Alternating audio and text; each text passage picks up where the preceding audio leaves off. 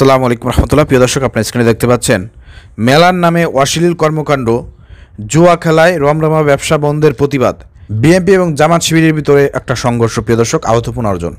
আপনারা রিসেন্টলি শুনেছেন কুষ্টিয়ায় কুমারখালী হোগলা চাপাইগাছি বাজারে গাজী কালু চম্পাবতী মেলার আয়োজন করা হয়। প্রিয় দর্শক, মেলাটার নাম হচ্ছে গাজী কালু চম্পাবতী মেলা।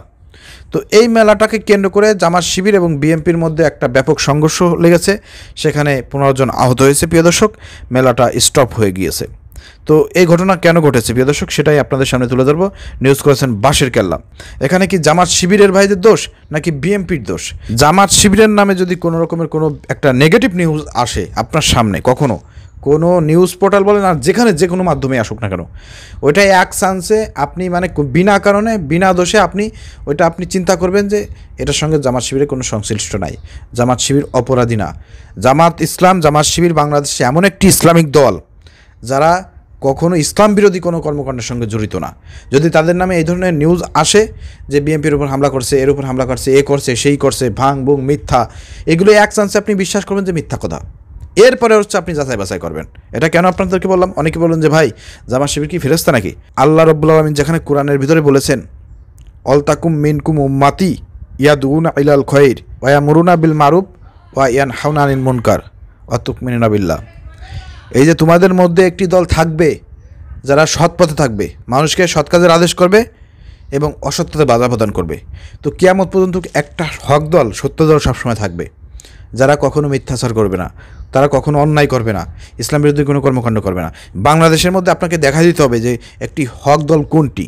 সেটা বাংলাদেশে আল্লাহ রাব্বুল আলামিন কোন দলের কথা বলছেন? শুধু বাংলাদেশ না, সারা পৃথিবীতে এরকমের প্রতিটা দেশে একটা হক দল থাকবে, যারা মানুষের উপর অবিচার করবে না, জুলুম করবে না, নির্যাতন করবে না, যারা মানুষের কল্যাণে কাজ করবে এবং ইসলাম প্রতিষ্ঠার জন্য কাজ করবে। বাংলাদেশের মতো যতগুলো দল আছে, সমস্ত দলের মধ্যে কোন দলটি সেই দল যারা ইসলামের পথে চলতেছে, হক পথে চলতেছে, মানুষকে সৎ কাজে আদেশ দিচ্ছে, অন্যায় কাজে বাধা প্রদান করতেছে? সেই দলটি কোন দল? আপনারা বলেন যে জামাত ইসলাম ফেরেশতা নাকি? জামাত ইসলাম ফেরেশতা হতে যাবে কেন?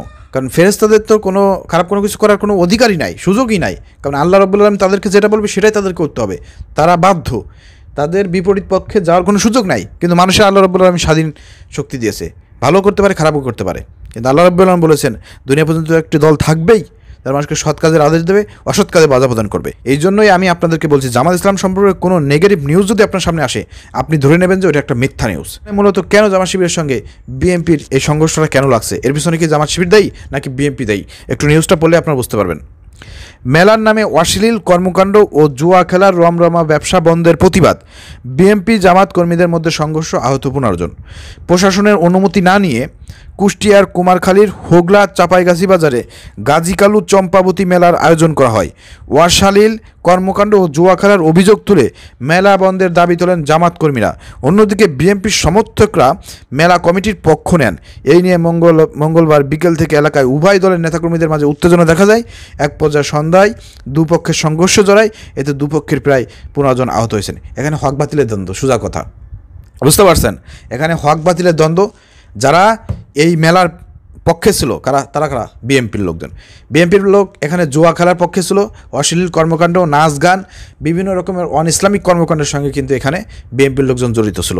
এখন একটা সমাজে যেখানে জামাত ইসলামের লোকজন আছে, সেই সমাজে বিএনপির লোকজন ইচ্ছা মতন মেলা দেবে, সেখানে জুয়া খেলা হবে, সেখানে অবৈধ কাজকর্ম হবে, নাচ গান হবে, অন ইসলামিক কর্মকাণ্ড হবে, সেটা তো জামাত ইসলামের ভাইরা দেখে চুপচাপ বসে থাকতে পারবে না। এটা তো ইমানি দায়িত্ব না। ওই যে আল্লাহ কি বলছেন যে তোমাদের মধ্যে একটি দল থাকবে যারা সৎ কাজের আদেশ করবে, অসৎ কাজে বাধা প্রদান করবে। তো এখানে অসৎ কাজের সঙ্গে কারা ছিল? মেলার পক্ষে কারা ছিল? বিএনপির লোকজন মেলার পক্ষে ছিল।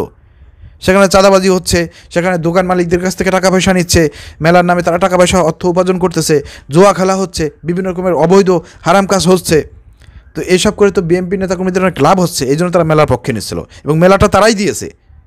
আর অন্যদিকে জামাত শিবির যেহেতু বাংলাদেশে একটি হক দল, আল্লাহর দল, তারা কিন্তু এই অন্যায় তারা সহ্য করতে পারবে না। ওই যে আল্লাহ বলছেন যে অসৎ কাজে বাধা প্রদান করতে হবে, সেই অসৎ কাজে আল্লাহর হুকুম পালন করতে গিয়ে জামাত ইসলাম সেখানে বাধা প্রদান করেছে এবং বলেছে এই মেলা বন্ধ করতে হবে।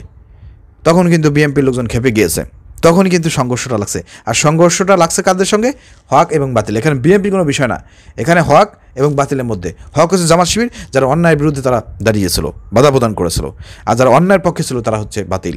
তো হক বাতিলের সংঘর্ষে এখানে আমাদের ভাইরা যদি শহীদ হতো, আহত হয়েছে, আলহামদুলিল্লাহ তারা গাজী, যদি মারা যেত তারা শহীদ। আর যারা বাতিলের পক্ষে থেকে, যারা মেলার পক্ষে থেকে যারা লড়াই করেছে তারা কি তাগুত, তারা বাতিল। তারা যারা আহত হয়েছেন এটা তাদের শাস্তি, এটা তাদের জন্য গজব, মারা গেলে পরে তারা জাহান্নামী। স্পষ্ট কথা, কোরআন হাদিস দিয়ে এইভাবে স্পষ্টভাবে আমাদেরকে বয়ান করতে হবে, আমাদেরকে কথা বলতে হবে, যাতে মানুষকে চোখে আঙ্গুল দিয়ে যাতে দেখাই দিতে পারি যে বাংলাদেশে হক দল কোনটি, কারা হকের পক্ষে কাজ করতেছে, কারা ইসলাম প্রতিষ্ঠার জন্য কাজ করতেছে, যাতে মানুষ বুঝতে পারে এবং সঠিক জায়গায় যাতে ভোট দেয়। তো প্রিয় দর্শক, আপনাদেরকে একটা মেসেজ দিতে চাই আজকের ভিডিও থেকে। দেখেন আজকে সারা বাংলাদেশে দীর্ঘ এই 8-9 মাস অন্তর্বর্তীকালীন সরকারের এই সময়টা বিএনপির পরিবেশ পরিস্থিতি আজকে দেখেন তারা কি করতেছে বাংলাদেশে। এমন কোনো অপকর্ম নাই যে তারা করতেছে না।